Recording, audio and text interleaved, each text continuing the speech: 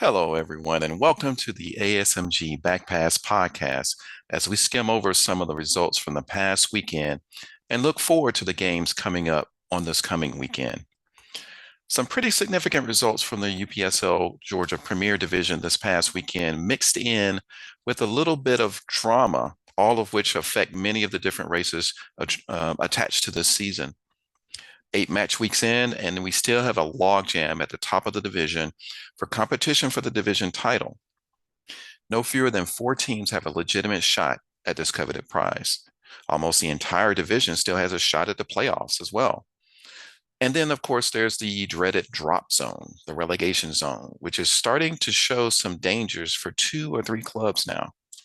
So let's run down some of the results from the Premier Divisions in the past weekend, along with some updated news on a couple of these clubs in the competition. Now, disclaimer, although I'm officially the conference manager in the UPSL Georgia Conference, I'm not participating in this podcast in that capacity. I'm doing this as a fan of the game, a fan of the UPSL, in particular, a fan of the Georgia Conference, nothing more. So we'll get into the results from the past weekend here. It's just sort of be some hot takes that I have from some of the action that went on and some news updated, like I said, updated news on some of the clubs. So first off, we'll unfortunately have a forfeit result that we'll report on. Is between Kalonji Pro Profile and Atlanta City FC. This, of course, is where Pro Profile received a forfeit win on the backs of Atlanta City's withdrawal from the UPSL. Now, we'll have more on that situation with Atlanta City later in the segment, but this result for Pro Profile means that they stay even on points with Dalton United in the division table as they compete fiercely for the division title. Profile are only behind Dalton United on goal difference, which is the first tiebreaker for that race for the division title. Unlike previous seasons, Pro Profile have not had a sluggish start to this campaign like they have in seasons past. And they've been perfect so far with the results so far in the Premier Division. So they do seem to have a focus in the competition that we haven't seen in some time. It's a sign of real intent from Coach Bruno Kalonji that this club is meaning business at this business end of the season. So we'll see how that shakes out as the competition gets really down and dirty as we get to the tail end of the season. But next up, we have a match that has more significance at the other end of the table. It's the 2 teams trying to scrape themselves out of the relegation dangers that are facing each one. So it's FC Atlanta, who were host to SSL FC, Soccer Saves Lives, where both teams really needed a result to move towards safety. But unfortunately for them, a scoreless draw was the result. Not doing much good for either team. The most notable event in the match was an incident late on after a challenge. The FC Atlanta player kicked the ball at the down SSL player, prompting the SSL captain to run nearly the length of the pitch to assault the offender.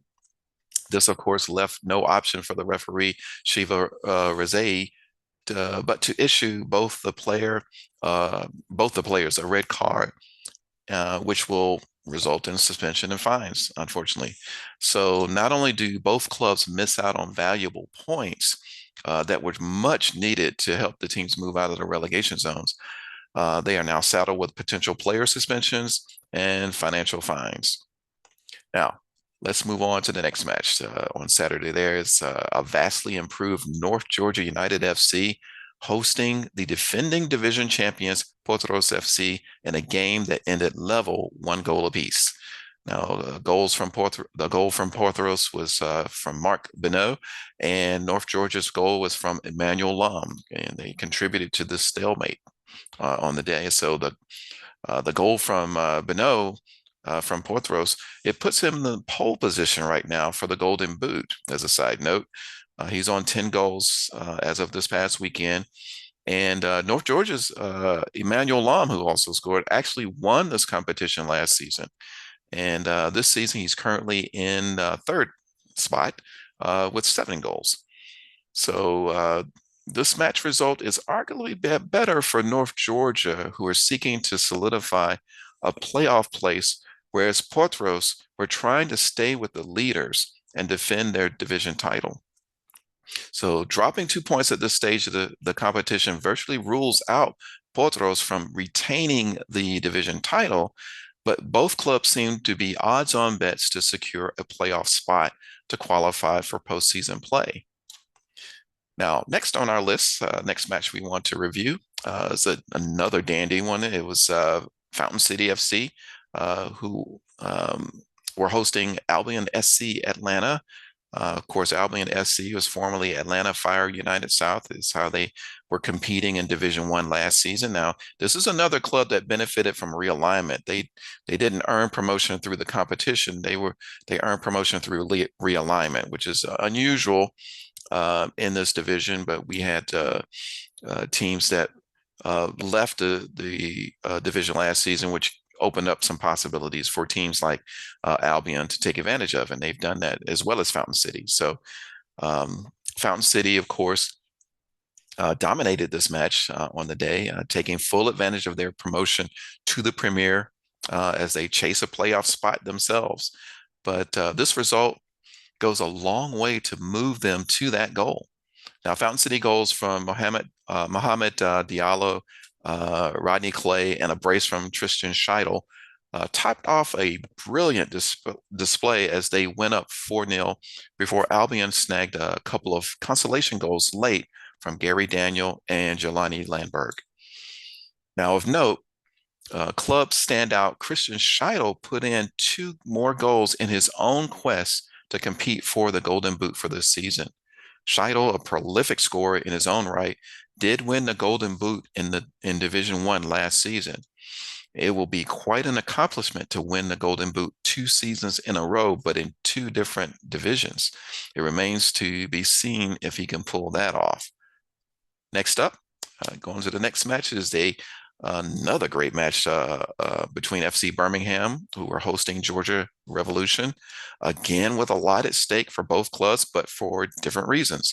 The Revs traveled to Birmingham with the knowledge that they are strong challengers for the division title.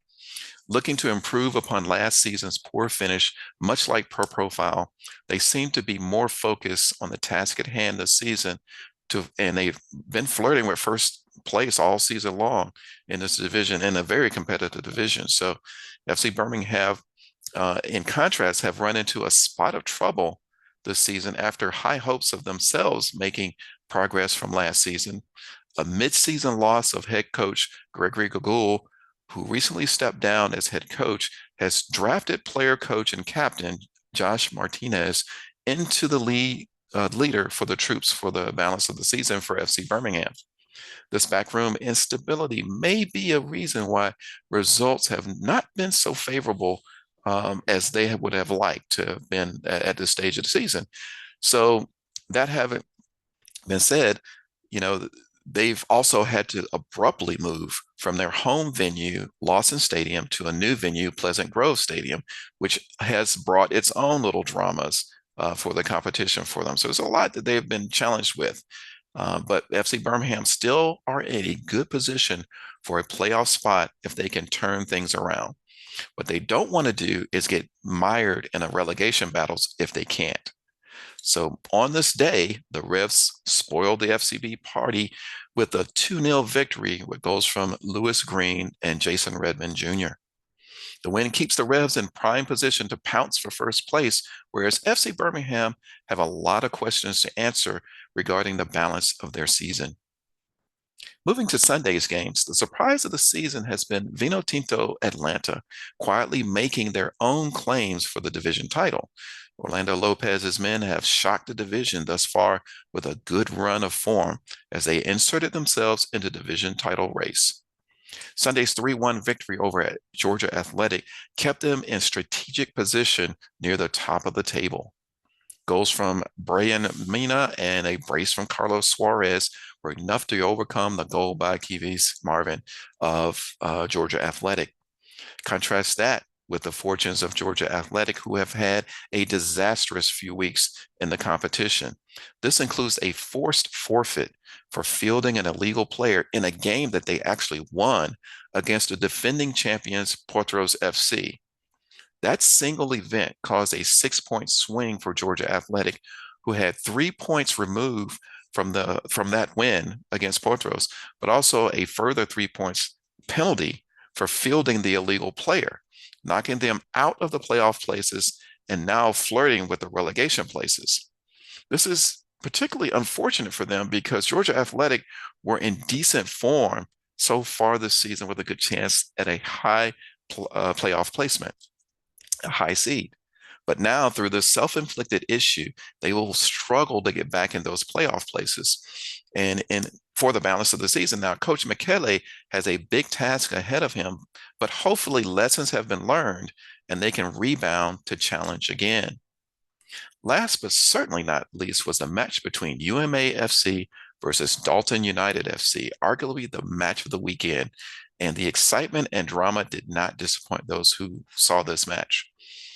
Playing at UMA's beautiful new home venue at Emory Fulmer YMCA Soccer Stadium in Montgomery, Alabama, UMA were looking to continue to make improvements from a slow start to the season that they had. Now, many of the UMA's first team squad have been unavailable due to college duty. But despite that, they've been competing well as they slowly move up the division table. However, this day's big challenge would be going up against the league leaders, Dalton United. And they performed well, UMA, even going ahead early before Dalton were able to pull them back and eventually squeak out an exciting win by the score of 4-3. And this result for Dalton will maintain their pole position so far this season as they've battled it out with Kalanji Pro Profile and the Georgia Revolution, as well as the resurgent Vino Tinto Atlanta. So it's all to play for as these weeks come up at the end of this season. So very exciting soccer to witness. Now, in closing, to those hot takes and reviews, hopefully you enjoyed that. I wanted to touch on the situation with Atlanta City. Now, we're reminded that running a club in the UPSL is not necessarily easy. And a league like the UPSL can be a testing ground for new teams to see if they have it to take it to the next step. Going from a recreational type team to a more serious pro development setup, teams like Fountain City, FC Birmingham, North Georgia United, Porros FC, another good example of champions from last season, are shining examples of success in this transformation. Now, unfortunately, the same cannot be said for teams like Atlanta City. Now, this is not just to tear them down or anything, but to show the contrast and the challenges that come to everybody that's in the league. So if you, in fact, if you want to get a more in-depth look at the experience of running a club in the UPSL, please watch the Set Pieces interview that I had with the FC Birmingham's director of football, Doug Walk. It's linked down in the comment section in this video, but he really goes into detail and shares some of his experiences of the challenges even just this season in getting things to go right for the club as they fight to be successful. But getting back to Atlanta City, officially, they've withdrawn from the UPSL with immediate effect. And this decision is permanent. They will not be welcome back in the UPSL or any USSF sanctioned league. It's a serious matter. It's disappointing because this sort of thing affects the competition, meaning the remaining games that they were scheduled to play will be ruled a forfeit win for the opponent. The opponent will get 3 points in the standings and a 3-0 decision for each of the scheduled opponents left. And this has an impact on the competition for other teams that are not playing Atlanta City. So unfortunately, the city had struggled to meet the league standards for several seasons now and have severely regressed since their stunning win in the division playoff title a couple of seasons ago. I think that was a wonderful story for them. And it really seemed like they were on the verge of of going to the next level. But what this means in the larger picture is that City they'll be taking one of the two relegation spaces at the end of the season. And so that means that only one other team from the Georgia Premier Division will be relegated by the end of the season. So the signs were there from the beginning of the season for City, when in the inaugural ASMG Invitational Cup match, they were destroyed by a resurgent North Georgia United squad by a 11-1 scoreline. This is in a match that is available for viewing on demand on the ASMG YouTube channel, and a link of that one will also be down in the description information below the video. So, interestingly enough, in that cup match, just to really bring it all together, you saw the microcosm of the different directions both these participating clubs were going through. North Georgia United, who survived relegation only by virtue of realignment in the offseason, have taken advantage of this fortune and become a force in the division this season. While at the same time, Atlanta City, who had all the advantages of winning the playoff division,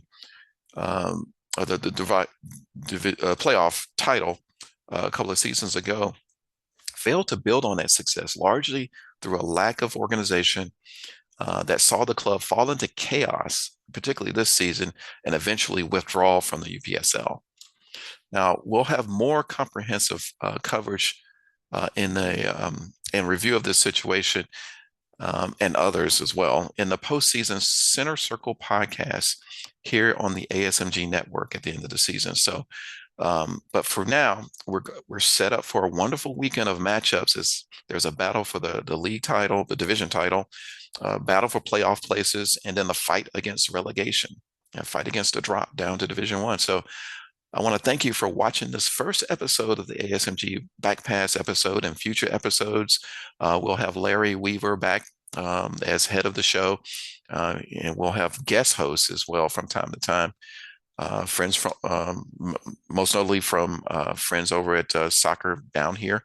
And until then, we'll say goodbye and have a great weekend.